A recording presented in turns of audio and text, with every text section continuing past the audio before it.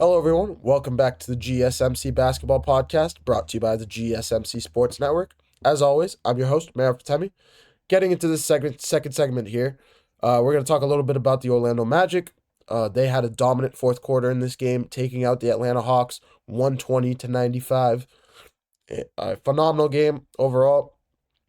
Just unfortunately, they had to deal with being compared to the Warriors Grizzlies last night, which honestly on any given night it's very difficult to compete with. So um, yeah, but the Orlando Magic continuing to play very well down the stretch here, taking out Atlanta, setting up a date between them and the Boston Celtics in the first round of these NBA playoffs, and we're gonna get into everything about this game. But before I move any further, I'd like to remind you guys to please like and follow the show for more GSMC Sports Network content.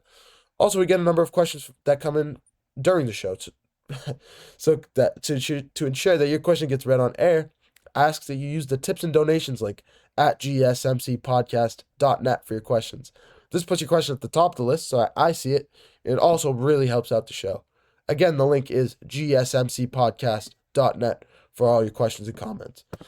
And I've said it before, your guys' input really helps us build our shows. It helps us find out what to talk about, what you guys like to hear. Let us know all the positive, negative, anything you guys have to say. Please let us know in the comments. And if you guys have any questions or comments for me during the show to answer live, please use the gsmcpodcast.net for a link for all your questions and comments, because it really also helps out our show, and I will be able to answer it quickly and accordingly. But moving right back here into the second segment of our show. Yeah, this was an unbelievable game, really, as well. Um, the Orlando Magic did kind of dominate this game, and really was. I did expect, if you ask me what I expected moving into this game, I really did think Orlando would win this game. I just didn't think they would do it in the fashion that they did. They did it in pure dominant fashion, and honestly, one of the most dominant fourth quarters I've ever seen as an NBA fan, as dominant as it gets. The only one I could think of come close to this in a similar performance was if you can think back to the 2020 NBA playoffs between the Los Angeles Clippers and Denver Nuggets in that game 7 between the Nuggets and Clippers, where LA just really collapsed and couldn't muster their offense, and Denver just on the defensive end of the ball, being able to shoot the basketball, in general, just dominating on all aspects of the floor. That's what Orlando did to Atlanta. That's the only way I could really describe it.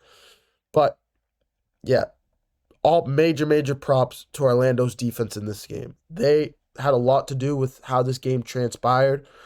They held a 14-point lead. They dominated the first quarter, going up by 15.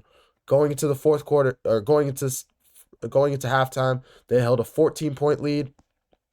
And what was really just nobody could really do anything to them. They're just dominating on both ends of the floor. And then specifically in the third quarter, it was really just Atlanta kind of climbing back into this game, cutting the lead to 2 points. Trae Young having a major part in that game, major part of that reason. Major reason as to why Atlanta came back in this game. But that was before the fourth quarter started. Going into the fourth quarter, Paolo Banchero sitting down, and it was really just the Cole Anthony Black show. Two players that have really not gotten a lot of credit this season. Two players, especially in Cole Anthony, that's been ridiculed for a fourth-year slump right now, in his fourth season, going into a little bit of a slump, being a little bit underwhelming during the regular season. Yeah, he was everything but underwhelming in this game. Finishing with 26 points in this one, scoring 15 points in the fourth quarter, or 11 points, excuse me, in the fourth quarter. He had a lot to do with how this game finished. At the one point, being the lead blooming to almost 30 points, 29 points, finishing at 25 points. He had a major part as to why this team played well, hitting 4 threes down the stretch, making it a double-digit point lead. I believe 11-point lead before Paolo came back into the game. And then when Paolo came back, it was just kind of the final nail in the coffin. It sealed the deal. But yeah, Cole Anthony finishing with 26 points in this one. Anthony Black as well. He deserves credit. He deserves a lot of credit off the bench, finishing with 16 points. Hitting timely threes in that fourth quarter as well, while Paolo was sitting, while Franz Wagner was sitting.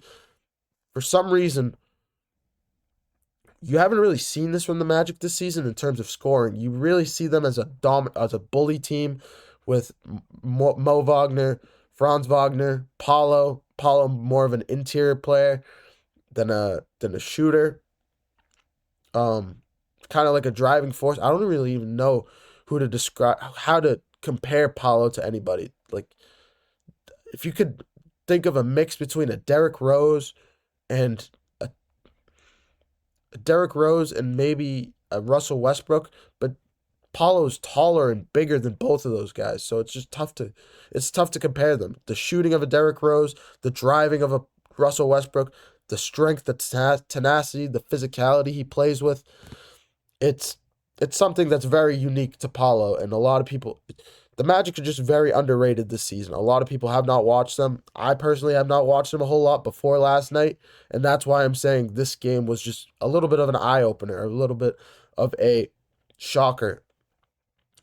Not a lot of people expected what they saw.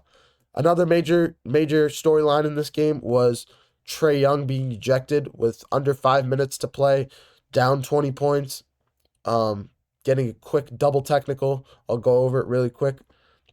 Throwing the ball at the referee. That was kind of aggressively, if you want to call it that. The referee didn't take good note to that, teeing him up pretty quickly. And then referee trying to throw the ball down the court for an inbounds play on the other side. And Trae Young, for whatever reason, getting in the middle of that, kicking it out of bounds, and for what looked like probably a delay of game technical. And that was the end of his night right there. Ejected on the spot. Back-to-back technicals, ejected on the spot. And what really looked like frustration technicals. Yeah, it just really looked like the Magic's defense just put not only Trae Young, but the entire Atlanta offense in a state of just threw him in a loop. This is the only way to call it. Just threw him for a loop. They just could not understand what was going on. They could not handle the pressure. And it just really looked like Orlando wanted it more, out-hustling them to a lot of 50-50 balls, out-hustling them to rebounds for extra opportunities, getting to the free throw line. In general, it just looked like a Magic clinic in terms of hustling and just wanting the game more. That's the only way I can really describe this game. But with this game, the Orlando Magic setting up a first-round matchup between them and the Boston Celtics, and honestly a really highly anticipated matchup now, because I'll tell you this right now, if the Orlando Magic can defend the way they did last night, can defend Trae Young can defend Jason Tatum or Jaylen Brown, and get into the passing lanes that Boston likes to use to set up their open threes, to set up the interior, with Kristaps Porzingis. If they can just put that, if they can throw a wrench in that offensive plan that Boston schemes, I think if they can really give Boston a run for their money. If what Boston's going to do in this game is they're really going to force Orlando to shoot the ball the way they did last night in I'll be honest, it felt like a unique performance from Anthony Black and Cole Anthony. And that's what Boston's going to drive home in this game. That's what they're going to force. They're going to force outside shots. They're going to force perimeter shooting. They're going to take their bets. They're going to wager bets on Orlando not being able to shoot the three the way they did last night against them. And that is what it's going to come down to in this series. That's what it's going to come down to most games, at least early on. If Orlando continues to play and shoot the ball the way they did last night, not only will Boston have to re-scheme their plan, if they continue, they have a chance to win this series, really. I think I originally thought Boston was going to win this series in either 4 or 5 games. I know Orlando plays Boston really tough, coming from a Boston Celtics fan, but they play them very tough. They always have during the regular season since for the last few years or so, since Paolo has been in the league. Um, Orlando has given Boston problems on both ends of the floor, mainly defensively. Mainly defensively, they've given them a lot of problems.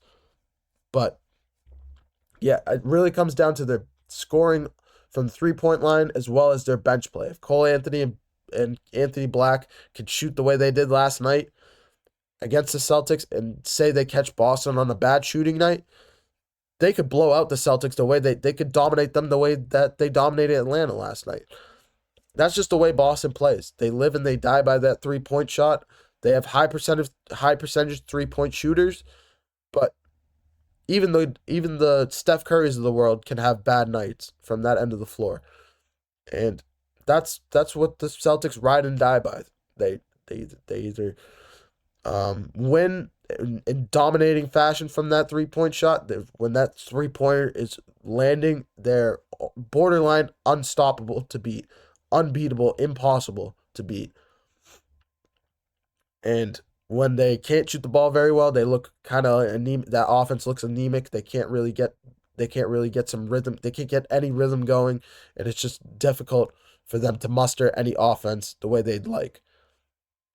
Um, but yeah, that's the story of the game yesterday overall, and yeah, the Eastern Conference continues to get hotter and hotter every day that goes by. That's what it feels like every day that goes by. It just gets more and more interesting, and this is another scenario of that. The Eastern Conference is highly underrated this season because of the West being so heavily the star power of the Western Conference in general. But this is going to be one of the premier matchups, I think, and I'm very excited to see what goes on between these two squads. Um, but yeah, I personally think the series is going to go 6 games. Boston wins in 6, but I'll have more of a playoff preview on Friday before this series kicks off on Saturday. I'm going to take another short break. When we come back, we're going to take a look at the other 9 and 10 playing games between the Heat versus Bulls, Sacramento Kings versus Dallas Mavericks. We're going to take a look at both of those games, preview both of them, the keys to both of those games, and predict give my predictions of what's going to happen. I'm going to take a short break. You're watching GSMC Basketball Podcast. I'm going to take a short break, and when we come back, we're going to take a look at those games.